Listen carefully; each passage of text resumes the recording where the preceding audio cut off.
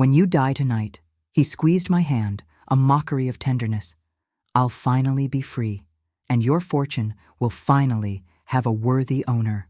The first thing I became aware of was the smell. Antiseptic, that sharp clinical tang that crawls into your nostrils and settles at the back of your throat like a warning. Beneath it, something softer. Flowers, maybe. Lilies, the kind people send when they're not sure if you're going to make it. The beeping came next. Steady, rhythmic. A machine somewhere to my left, counting out my heartbeats like a metronome, reminding me that I was still alive. I wasn't sure how long I'd been in this darkness. Hours? Days? Time had become liquid, shapeless, slipping through my fingers every time I tried to grasp it. My eyelids were heavy, sealed shut as if someone had weighted them with coins. I tried to move my fingers, just a twitch, just to prove to myself that my body still belonged to me. Nothing. Or maybe something, a faint tingling, like electricity running through dead wires. That's when I heard him. Richard. His footsteps were soft on the linoleum, that careful tread I'd come to know over 15 years of marriage. The creak of a chair being pulled close. The whisper of expensive fabric, his navy suit probably, the one I bought him for our 10th anniversary, and then his breath, warm against my cheek, close, too close. Evelyn. His voice was barely a murmur, meant only for me, or rather, meant only for the woman he believed couldn't hear him anymore. Can you hear me in there, I wonder? A soft chuckle. My heart stuttered in my chest, and I prayed the monitor wouldn't betray me. Probably not. The doctors say well, they use a lot of fancy words, but the simple version is that you're not coming back. Not really. His hand found mine on the starched white sheets. His fingers were cold. Had they always been this cold? I've waited so long for this, he whispered, and there was something in his voice I'd never heard before. A looseness, a relief. 15 years, Evelyn. 15 years of smiling at your dinner parties. 15 years of pretending to care about your little real estate empire. 15 years of playing the devoted husband. The beeping of the monitor seemed impossibly loud now. I focused on keeping my breathing shallow, even, dead. When you die tonight, he squeezed my hand, a mockery of tenderness. I'll finally be free, and your fortune will finally have a worthy owner. Oh, the accident. It came back to me in fragments, sharp and jagged as broken glass. 3 days ago. Or was it 2? I'd been driving back from the estate in Paradise Valley, my father's house, the Spanish colonial he built with his own hands 50 years ago. I'd gone to check on the renovation work, something I always did myself, because Daddy taught me that if you want something done right, you put your own eyes on it. The road through the mountains had been quiet that evening. October in Arizona, the sun setting behind the peaks, painting everything gold and rust. I remember thinking how beautiful it was. I remember feeling, for just a moment, at peace. Then the curve came. I pressed the brake pedal and my foot went straight to the floor. Nothing. I pressed again. Again. The car kept accelerating, gravity pulling me toward the ravine below. I remember the sound, my own voice screaming, the wheel jerking in my hands, the sickening crunch of metal against rock. And then nothing. They told me later, or rather, they told Richard while I lay here with my eyes closed, that I was lucky. The car had rolled twice before catching on a boulder. A passing trucker saw the smoke and called 911. 20 minutes later, I was in a helicopter, my skull fractured, my ribs cracked, my body broken, but somehow, impossibly, still breathing. Luck, they called it. But now, lying here with my husband's whispered confession still echoing in my ears, I understood the truth. The brakes didn't fail. They were made to fail. I should have known. God help me, I should have known. 3 weeks ago, I'd been sitting in my office downtown, reviewing the quarterly reports when I noticed it. A discrepancy. Small at first. A few $1,000s transferred to an account I didn't recognize. I almost dismissed it. Almost. But something made me dig deeper. 30 years in real estate teaches you to trust your instincts, and my instincts were screaming. That's when I called Frank Delgado. Frank was a former detective, retired from the Phoenix PD, now running a small private investigation firm. A friend of a friend had recommended him years ago for a tenant issue. I'd kept his card, the way you keep a fire extinguisher, hoping you'll never need it, but grateful it's there. I need you to look into some accounts, I told him, quietly. How quiet? He'd asked. My husband can't know. Frank hadn't judged, hadn't asked unnecessary questions. He'd simply nodded and gotten to work. He was supposed to report back to me this week. But then the accident happened, and I woke up here, in this white room, with machines breathing for me and my husband whispering murder into my ear. A sound at the door. My heart clenched. Mr. Carter? A woman's voice. Young, professional. A nurse. Visiting hours are almost over. Richard's chair scraped back. When he spoke again, his voice had transformed completely. Warm, broken, the voice of a grieving husband. Of course, I needed a moment with her. You understand? Of course, sir. Take your time. Footsteps, the door clicking shut. Richard's hand on mine again, but different now. Performative. The gesture of a man who knows he's being watched through the window. Sleep well, my darling, he said, loud enough for the nurse to hear. Then, leaning close again, his lips brushing my ear. Natasha is coming tomorrow. She's very eager to see our future home. He released my hand. Footsteps. The door opened and closed. And I lay there in the darkness, my broken body trembling beneath the sheets, my mind razor sharp and burning with a single crystalline thought. You think I'm already dead, Richard. But I'm not. And I'm going to destroy you. Morning arrived in fragments. The squeak of rubber-soled shoes on linoleum, the distant clatter of a breakfast cart. Somewhere down the hall, a television murmured the weather forecast. Sunny and 72, another perfect Arizona day for everyone except the woman lying motionless in room 302. I had not slept. How could I? Every time I drifted toward unconsciousness, Richard's whisper pulled me back. When you die tonight, I'll finally be free. But I hadn't died. The monitors kept beeping, my lungs kept filling, and somewhere beneath my cracked ribs, my heart kept beating with a fury that surprised me. I was still here, and I was listening. The door opened at 8:15. I knew the time because a nurse had announced it moments before, her voice carrying through the thin walls as she reminded a patient in the next room about his medication schedule. 8:15, and footsteps approached my bed. Not the soft shuffle of a nurse, but something more deliberate, more confident. Mrs. Carter. A man's voice, deep with a clinical detachment that sent ice through my veins. Let's see how we're doing this morning. The scratch of pen on clipboard, the rustle of papers, then fingers on my wrist, checking my pulse, cool and impersonal. Still unresponsive, he murmured, almost to himself. As expected. A phone buzzed. I heard him step away, lowering his voice, but not enough. Richard. Yes, I'm with her now. A pause. No change. The brain scans show significant trauma. I've made sure the nursing staff understands she's not to be disturbed unnecessarily. Another pause, longer this time. No, there's no need to worry. Even if she were to regain some awareness, the sedation protocol I've implemented will keep her comfortable. Sedation protocol. My stomach turned to ice. The family conference is scheduled for tomorrow afternoon, the doctor continued. Once the paperwork is signed, we can discuss transitioning her care to a more appropriate setting. Hospice, most likely. A thin laugh. Yes, well, these things do tend to move quickly once the decision is made. I'll see you this evening. The call ended. Footsteps approached my bed again. Poor Mrs. Carter, Dr. Webb said softly, and I could hear the smile in his voice. All that money, and you still ended up here, alone, helpless.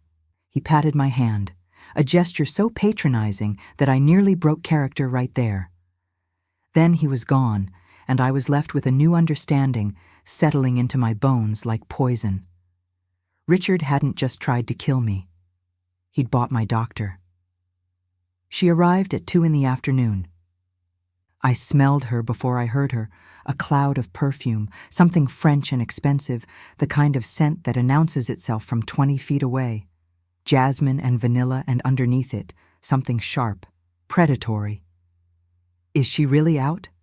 A woman's voice, young, eager. "Like completely?" "Completely." Richard's voice, warm with amusement. "Watch." Footsteps approached my bed. Then a hand on my face. Not gentle, not careful, just curious, the way you might touch a mannequin in a store window. God, she looks old. The woman laughed. I mean, I knew she was old, but lying there like that, she looks ancient. "Natasha." Richard's voice carried a gentle reproach, but I could hear him smiling. "Be kind. She was good to me, in her way." "Good to you?" Natasha snorted.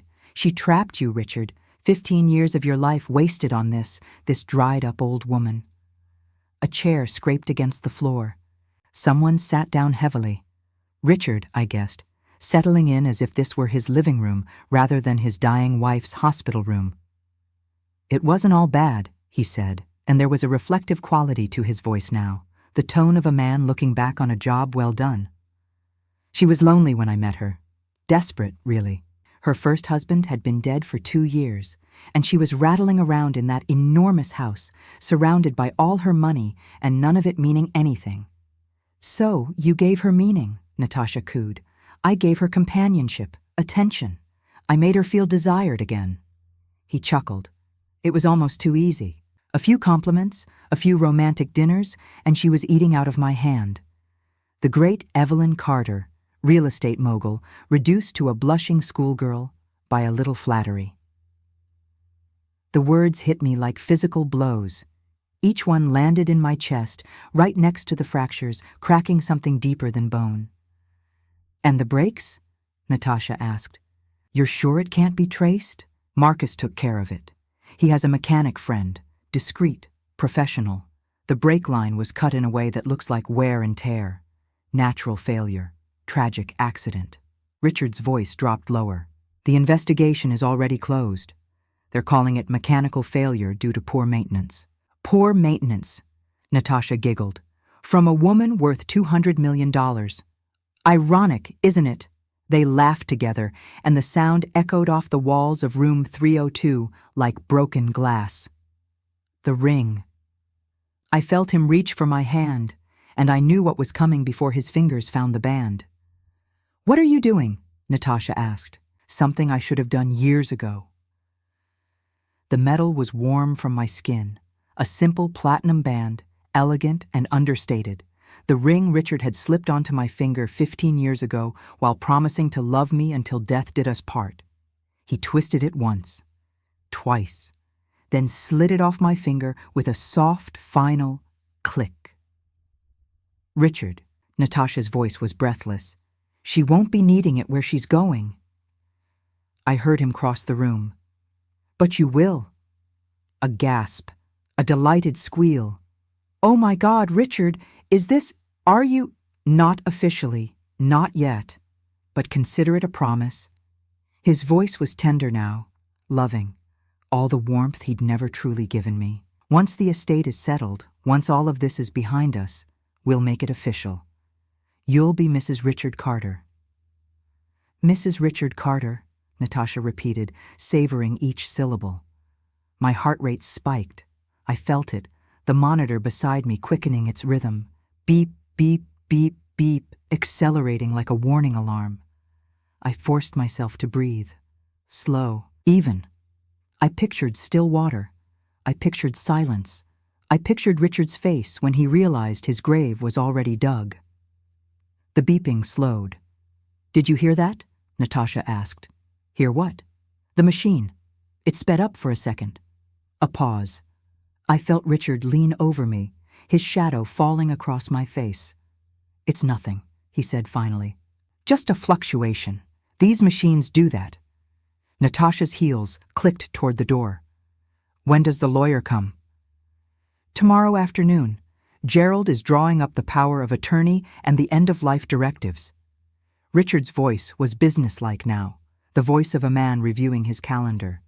"Once I sign, I'll have full control of her assets. Then we simply let nature take its course."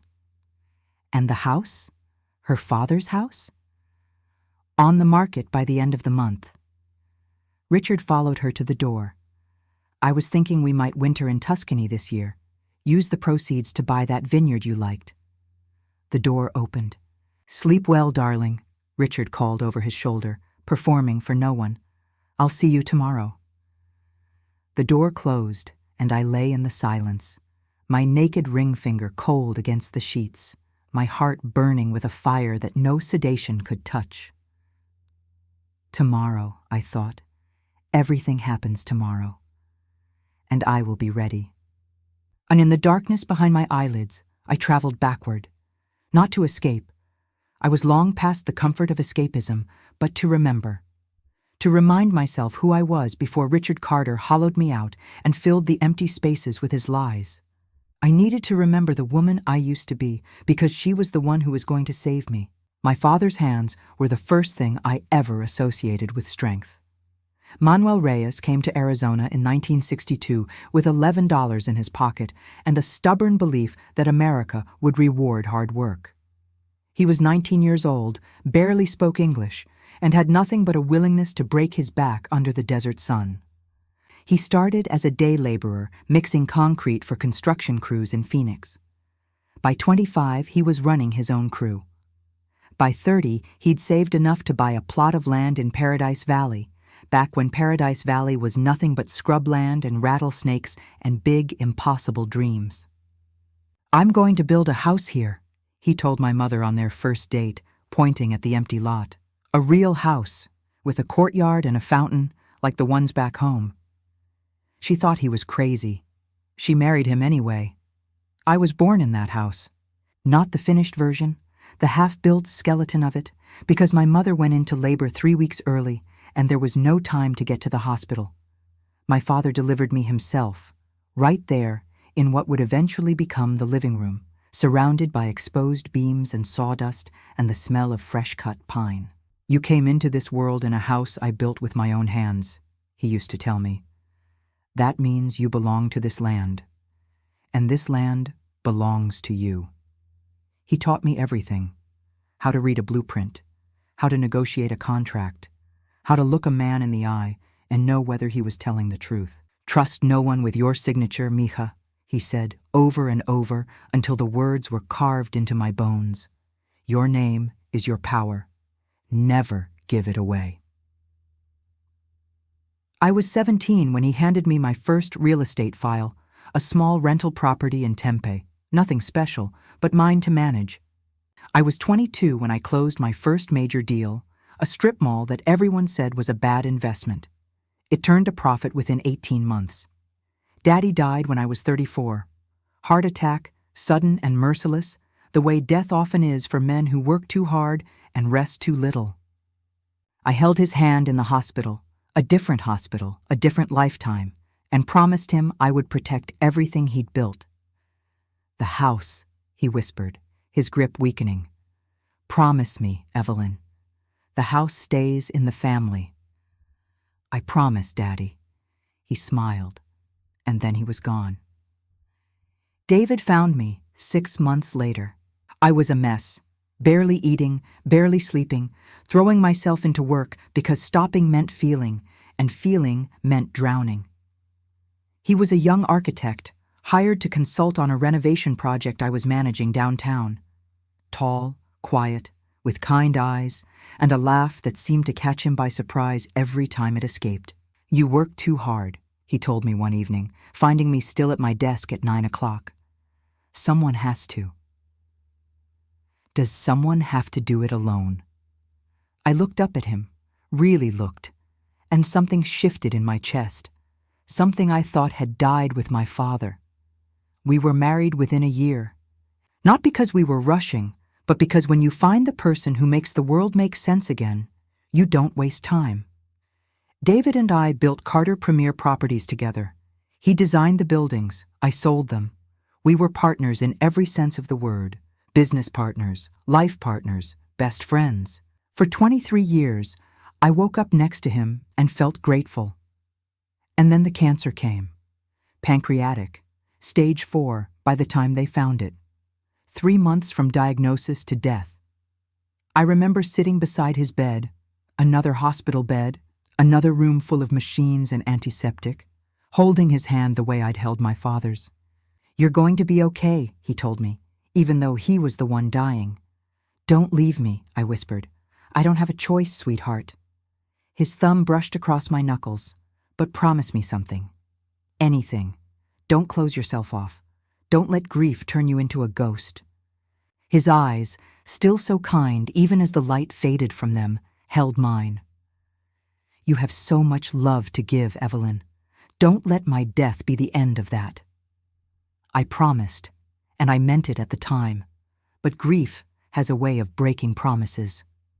For 2 years after David died, I did become a ghost, haunting the hallways of my empire, rattling through the empty rooms of my father's house, surrounded by success and suffocated by loneliness. That's the state Richard found me in. The charity gala. October, 8 years after David's death. I almost didn't go. I'd been declining invitations for months, preferring the company of silence to the exhausting performance of small talk. But my assistant insisted. "Good for business," she said, "good for your image," and I was too tired to argue. Richard was standing by the bar when I walked in. Silver-templed, well-dressed, with a smile that seemed to be waiting just for me. "You look like you'd rather be anywhere else," he said, handing me a glass of champagne I hadn't asked for. Is it that obvious? Only to someone who feels the same way. He was charming, attentive. He asked questions about my work and actually listened to the answers. He didn't talk about himself unless prompted, and even then he was modest.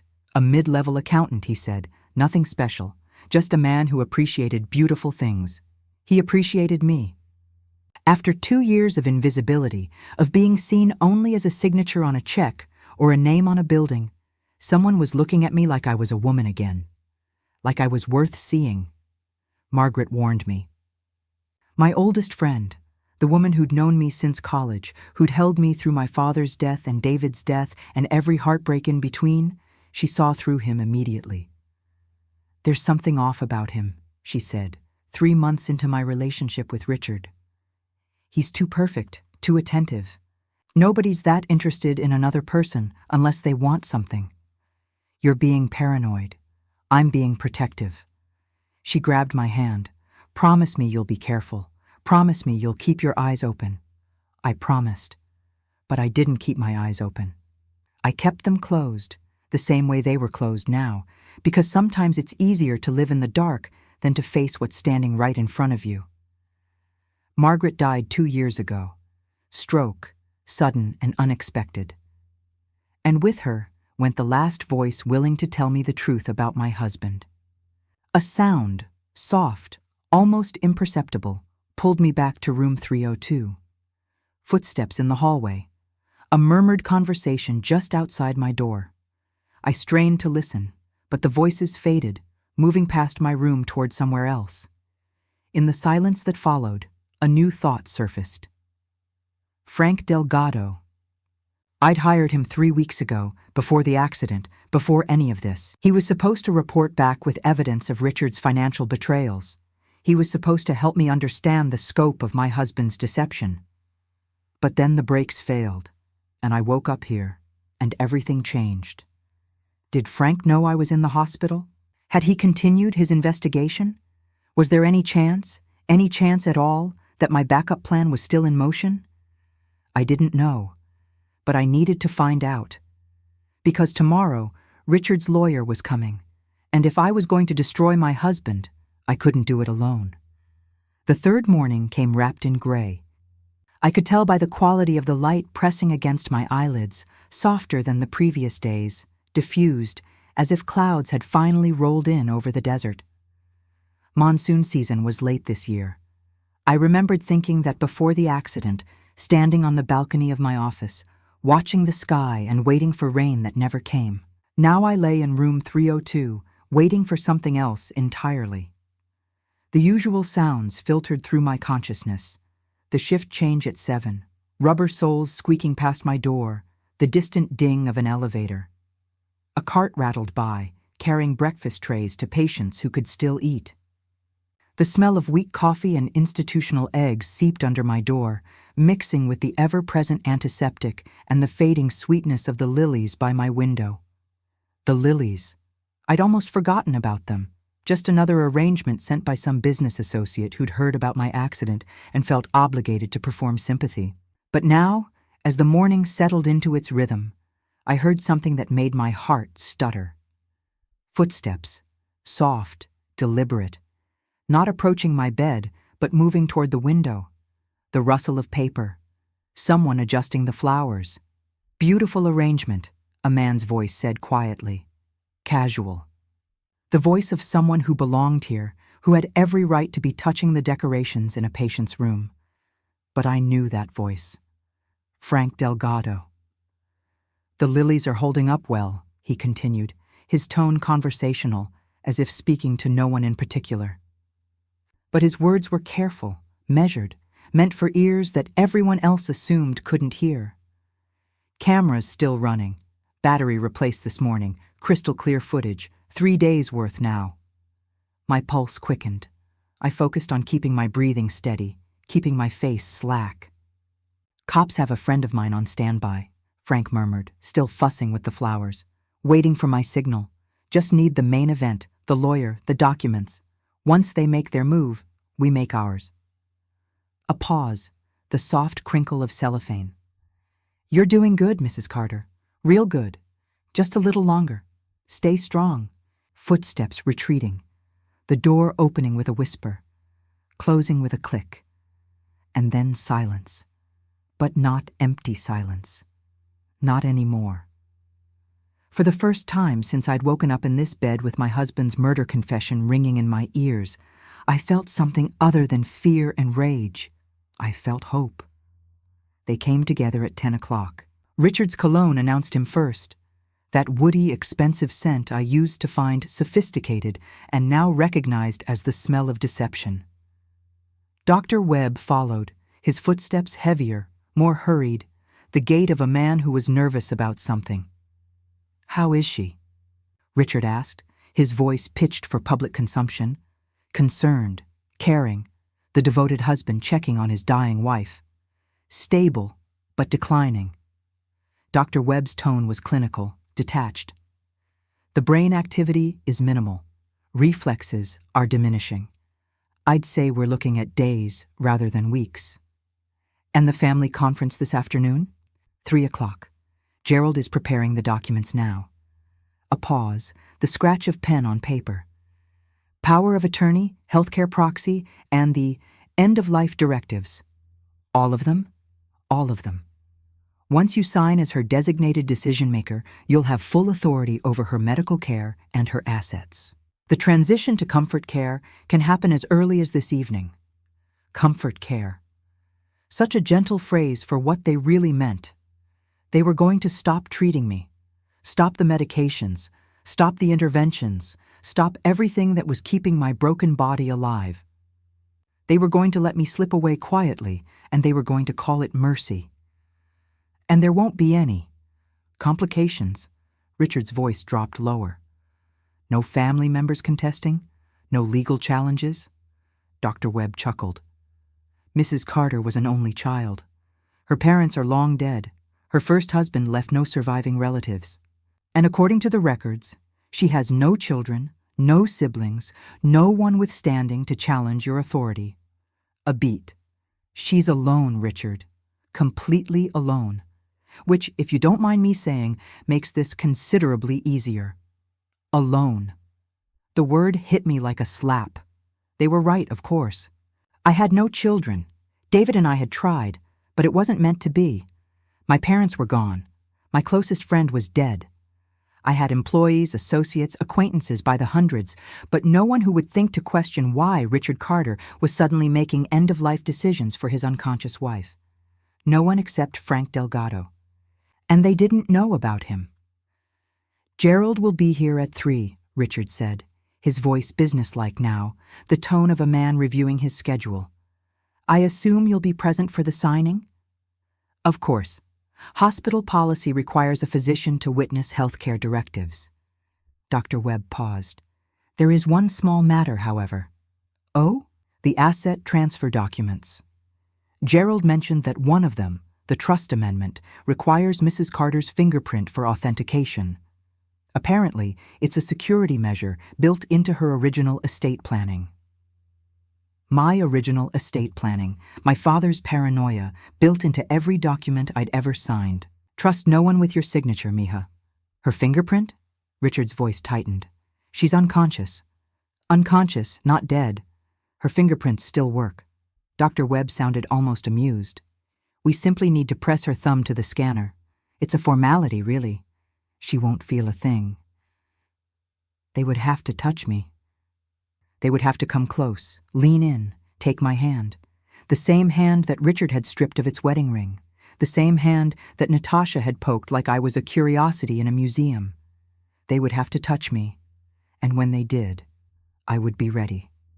The afternoon stretched like taffy, slow and suffocating. Richard left after his conference with Dr. Webb, promising to return at 3. The nurses came and went, checking vitals, adjusting my IV, murmuring to each other in the hallway about patients and schedules and weekend plans. Normal sounds, hospital sounds, the soundtrack of lives continuing while mine hung suspended. I used the time to prepare. In my mind, I catalogued everything I'd heard over the past 3 days.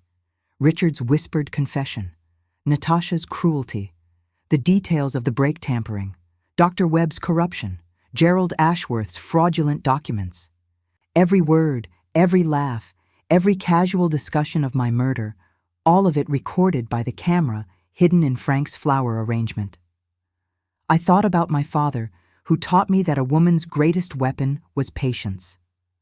I thought about David, who taught me that strength isn't about never falling. It's about getting back up. I thought about Margaret, who tried to warn me and whom I didn't listen to, and I silently promised her ghost that I would make this right. The door opened at 2:15. Natasha's perfume preceded her like a warning shot. "Just popping in for a quick visit," she announced to no one, her heels clicking across the linoleum. "Richard's in meetings, but I wanted to check on our sleeping beauty." She approached the bed. I felt her shadow fall across my face. "God, you really do look dead already." A laugh, brittle and cold. "Hold on. I want to remember this moment." The artificial click of a phone camera. Once, twice, 3 times. She was taking photos of me, photos of my dying body, souvenirs to commemorate her victory. "Perfect," she murmured. "One for the scrapbook, before and after, you know?" Her heels retreated. The door opened. "Oh, one more thing," she called over her shoulder, as if I could hear her, as if she wanted me to hear her. "Richard says the lawyer needs your fingerprint for some document, something about your trust. Isn't that funny? Even unconscious, you're still signing things over to him." A giggle. "Sweet dreams, Evelyn. These are your last ones." The door clicked shut, and I lay in the silence, my mind crystallizing around a single thought. 3 o'clock. They're going to take my hand. And when they do, I'm going to take everything back. Before we continue the story, leave a like and comment your age and where you're watching from. I'd love to see how far this story has reached. 3 o'clock came dressed in expensive suits and false sympathy. I heard them gathering outside my door, the murmur of male voices, the shuffle of leather shoes, the crisp snap of a briefcase being opened. Someone laughed, low and confident, the laugh of men who believe they've already won. The door opened. "After you, Gerald." Richard's voice, smooth as ever. Footsteps entered. 3 sets. Richard's measured stride, Dr. Webb's nervous shuffle, and a third, heavier, more deliberate, that must have belonged to Gerald Ashworth. "Quite a setup," Gerald said, and I could hear him surveying the room. "Private suite, round-the-clock care. Your wife certainly spared no expense on herself." "She never did," Richard replied. "That's about to change."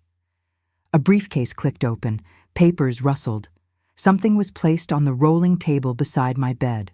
I heard the scrape of metal against plastic. "Let's get started, shall we?"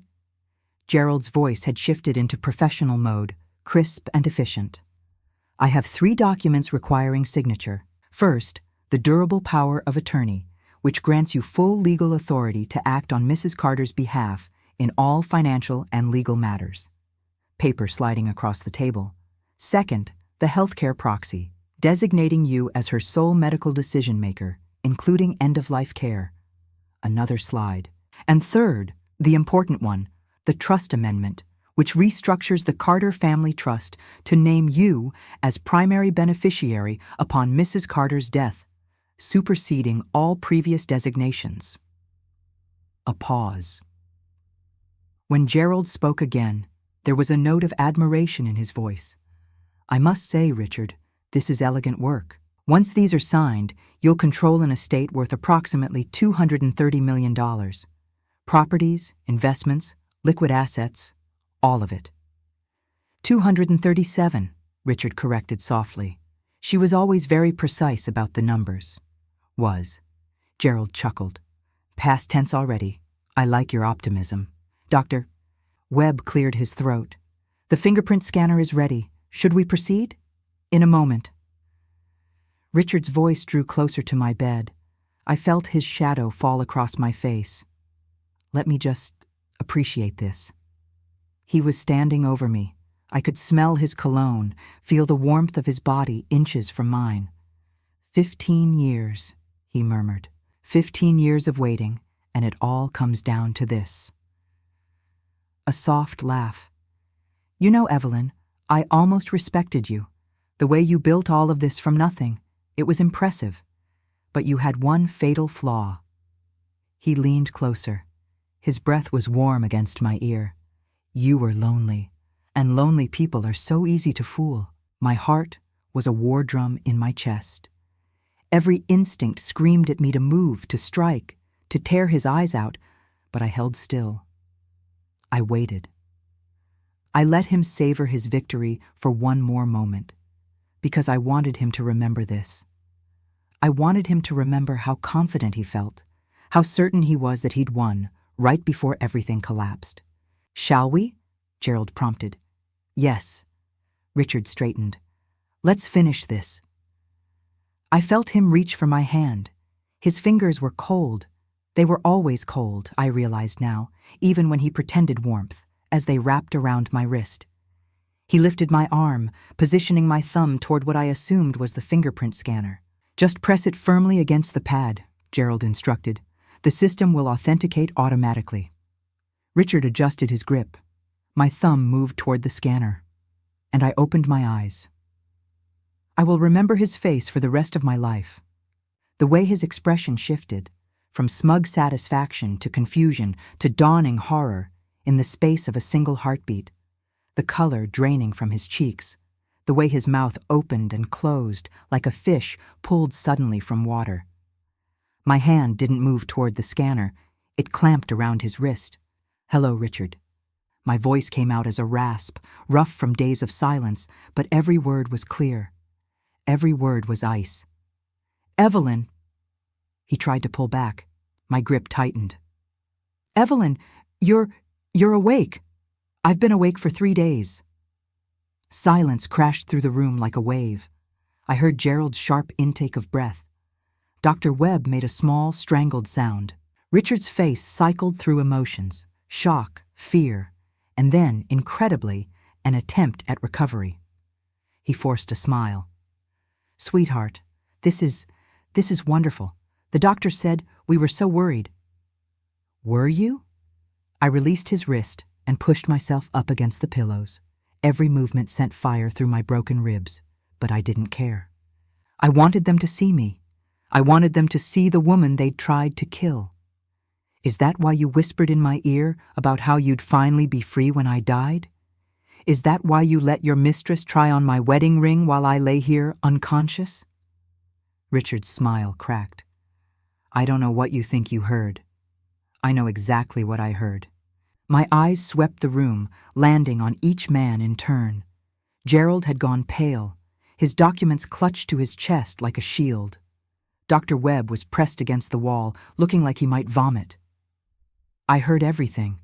The affair, the brake tampering, the plan to let me slip away peacefully once you had your documents signed.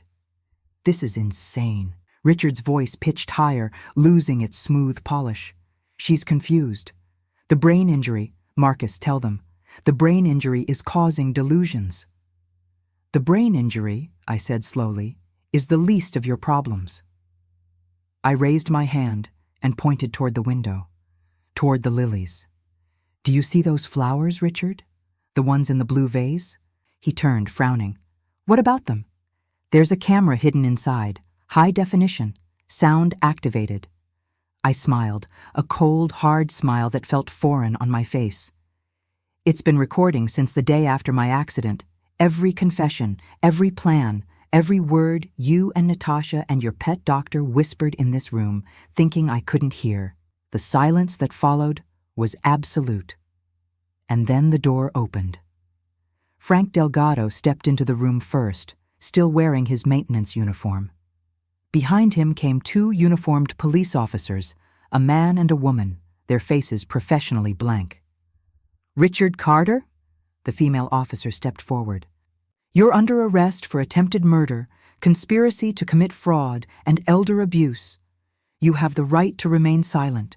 Anything you say can and will be used against you in a court of law. Richard stumbled backward.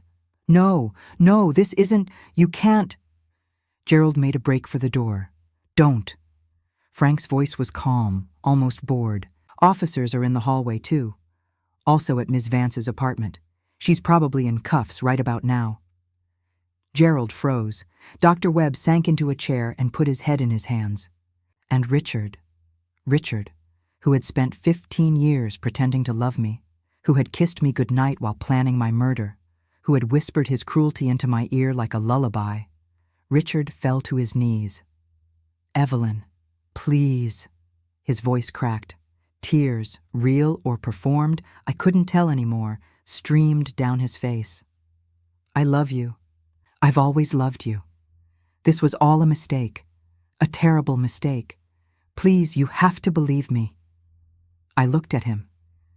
This man I had let into my bed, into my home, into the house my father built with his own hands. I believe, I said quietly, that you should have listened to your own advice. He blinked, confused. Lonely people are easy to fool.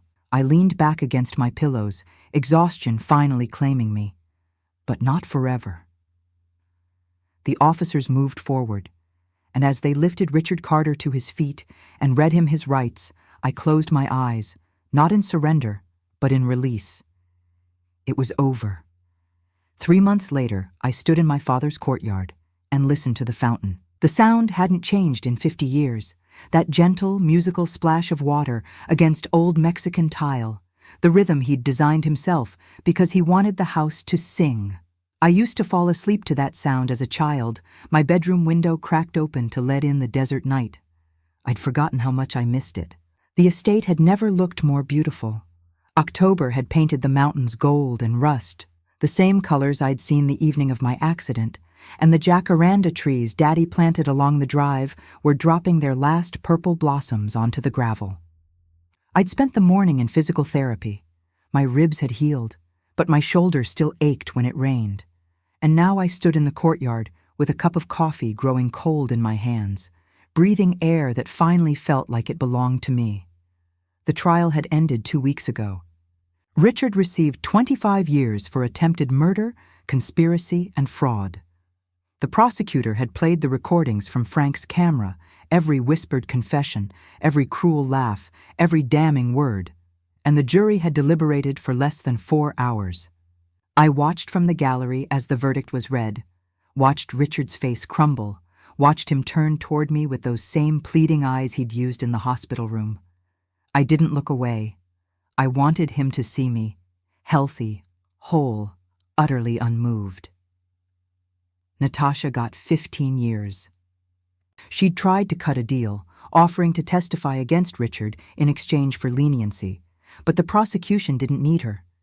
They had everything. She sobbed through her sentencing, mascara streaking down her face, designer dress wrinkled from weeks in county lockup. The last I heard, she was adjusting to life in a minimum security facility in Florence. Dr. Marcus Webb turned state's witness. His testimony confirmed the details of the brake tampering. Richard had paid a mechanic friend of Webb's $20,000 to make it look like natural wear, and in exchange, he received a reduced sentence of 5 years plus the permanent loss of his medical license. I felt nothing for him. He'd chosen his side. Gerald Ashworth was disbarred immediately and faced his own charges for conspiracy and fraud. His trial was scheduled for spring. I didn't plan to attend. The empire survived. Carter Premier Properties continued to operate under the leadership of my executive team, and I'd spent the past month reviewing every account, every contract, every signature to ensure no trace of Richard's corruption remained. The forensic auditors Frank had recommended found nearly $2 million siphoned to accounts in Natasha's name over the past 6 years. All of it had been recovered. And my will, the real one, the one locked in my safety deposit box that Richard never knew about, had been updated. Upon my death, everything would go to the Carter Foundation, a new organization I'd established to help women escaping financial abuse. No husband, no mistress, no scheming lawyer would ever touch what my father had built. It was over. And I was still here. The knock came just after noon. I opened the front door to find Frank Delgado standing on my porch, hat in hand, looking almost awkward in civilian clothes instead of his maintenance disguise. "Mrs. Carter," he nodded. "Hope I'm not intruding." "Frank." I stepped aside. "Please, come in." We settled in the living room, the same room where I'd been born, though he didn't know that, and I poured him coffee from the carafe I kept warm for visitors. He accepted it with a small smile. "I wanted to bring you these personally." He reached into his jacket and withdrew a manila envelope. "Final investigation report. Everything documented, everything filed. Your lawyers have copies, but I thought you might want one for yourself." I took the envelope, but didn't open it. "Thank you." "There's something else." He reached into his pocket and pulled out a photograph. "Thought you might appreciate this." I looked at the image. Richard, in an orange jumpsuit, being led through a prison intake facility. His face was gaunt, his shoulders hunched, his expensive haircut grown out into something shapeless and gray. He looked like a man who had finally been forced to see himself clearly. "They say the first year is the hardest," Frank said quietly. "Learning that the world doesn't care who you used to be. Learning that charm doesn't work on concrete walls." I set the photograph face down on the table. "I don't need to keep this." "Didn't think you would." Frank leaned back in his chair. "But I thought you deserved to see it. Closure, you know." We sat in comfortable silence for a moment. The fountain sang outside. "I'm retiring," Frank said eventually. "After this case. 40 years in the business, first the force, then private work. Figure it's time to see what else life has to offer." "You've earned it." "Maybe." He set down his coffee cup and met my eyes. "Can I give you some advice, Mrs. Carter, from one survivor to another?" I nodded. "Don't just survive." His voice was gentle but firm. "You did the hard part. You caught the bad guys, you protected what's yours, you proved everyone wrong. But that's not the end of the story. That's just the beginning." He stood, reaching for his hat. "Live, Mrs. Carter. Really live. That's the best revenge there is." I walked him to the door. On the porch, he turned and extended his hand. It was an honor. I shook it. The honor was mine. And then he was gone, his truck rumbling down the gravel drive, disappearing into the October afternoon. Sunset found me on my balcony. The sky was burning, orange and crimson and deep purple, the kind of Arizona sunset that looks like the world is ending and beginning all at once. I stood at the railing with a glass of wine I hadn't touched, watching the colors shift and fade. In my other hand, I held 2 rings. The first was my wedding band. It had been returned to me after the trial, logged as evidence, then released to its rightful owner. The platinum was still warm from my palm, still perfectly sized to my finger, still carrying the ghost of promises that had never been real. The second ring was new. I'd bought it for myself 3 weeks ago at a small jewelry shop in downtown Scottsdale. It was simple. A single emerald set in yellow gold, no diamonds, no flash, nothing that demanded attention. Just a quiet, beautiful stone in my birthstone color, my father's favorite color. I looked at the wedding band for a long moment. 15 years of my life reduced to this small circle of metal. 15 years of believing I was loved, of trusting a man who saw me only as a means to an end. 15 years of loneliness disguised as partnership. I walked inside and dropped the band into my dresser drawer. I didn't throw it away. That would have given it too much power. I simply put it somewhere I would never have to see it again. Then I returned to the balcony and slid the emerald onto my finger. It fit perfectly. The sun dipped below the mountains, and the desert fell into that particular silence that comes only at twilight, not empty, but expectant, waiting. I thought about the hospital room, the beeping monitors, the whisper that had changed everything. When you die tonight, I'll finally be free. Richard had wanted my silence. He had counted on it, planned for it, built his entire scheme around the assumption that I would slip away quietly, that I would die without a fight, that my voice would never be heard again. He was wrong. I raised my glass to the fading sky, to my father, to David, to Margaret, to Frank, to every person who had helped me become the woman standing here now. To silence, I said softly. My silence, on my terms. I drank. And somewhere in the distance, a coyote howled, and the night began, and I, Evelyn Carter, survivor, fighter, owner of my own story, finally started living.